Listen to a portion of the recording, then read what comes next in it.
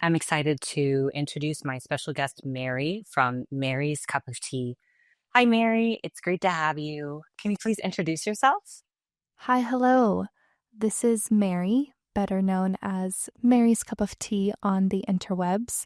I'm an author, speaker, retreat host. I have a podcast also called Mary's Cup of Tea. And basically, my platform is all about self love.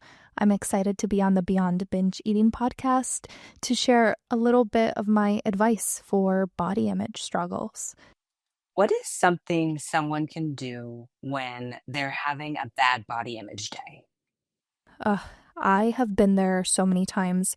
My entire teens, my early 20s were really focused on recovery. And one of the biggest things that helped me is this idea, this mantra that I want to brain tattoo on your head. Your body is not an image, it's an experience.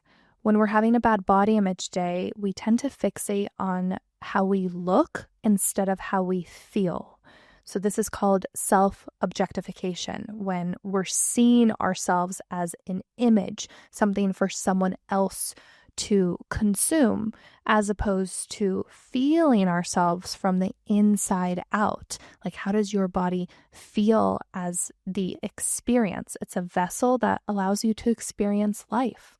So instead of saying, why does my body look like this? I'm so bloated, big, insert all the slurs, the stigma, the fat phobia that we use as hate speech toward ourselves. Ask yourself, how does my body feel? What does it need right now? Maybe it's water or movement or rest or a hug, or to step away from the mirror, step away from looking at yourself. Even if your thoughts are swirling and spiraling, you can still take some self-compassionate, loving action. Everybody has bad body image days. They're a part of being human, especially if you identify as a woman in this world that constantly tells us that our entire worth is in our appearance. And the second we don't conform to that in some small way or feel like we can't live up to that in whatever way, it can be debilitating. But you have the power to reclaim your body as something you live in, something you feel, something you experience, not something you perform or present or perfect. What is one physical or somatic way someone who doesn't really like their body can start to get in touch with their body and accept their body, if not love their body? The answer to this is similar to the first part where I talked about how your body is not an image, it's an experience. And one way that I physically practice this is by doing this technique one of my mentors taught me. It's called heart math. So it's a heart-centered meditation.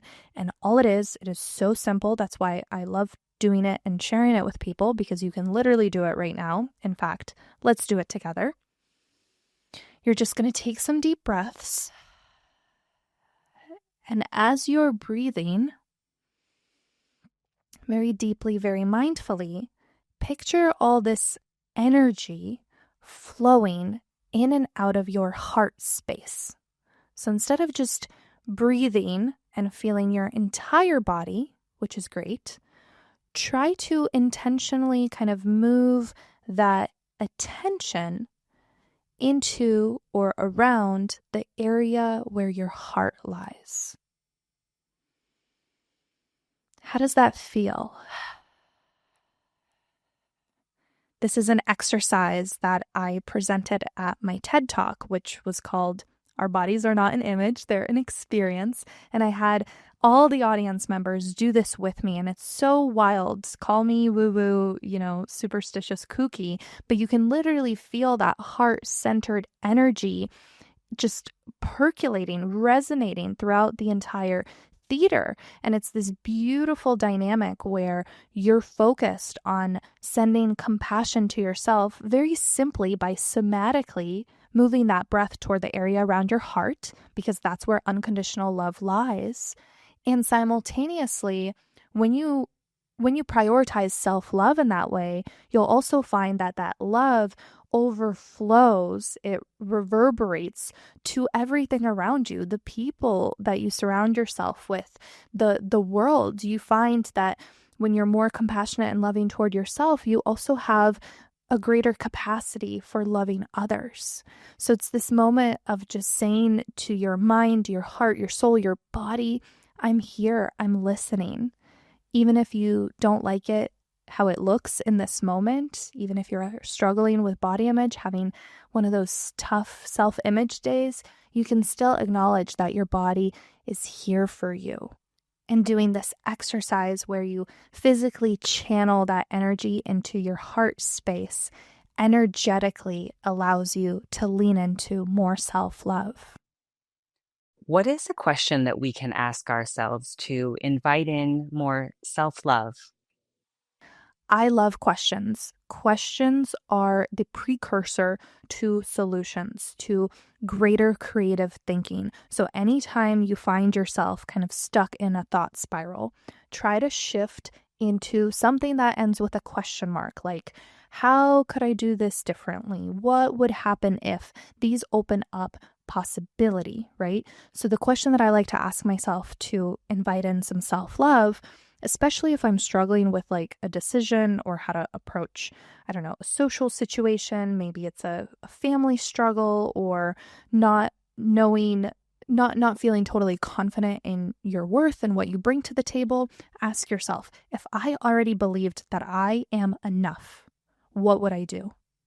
If I already believed, so it's that possibility, just hypothetically assume, play a little game with me here. If I already believed, what would I do here differently?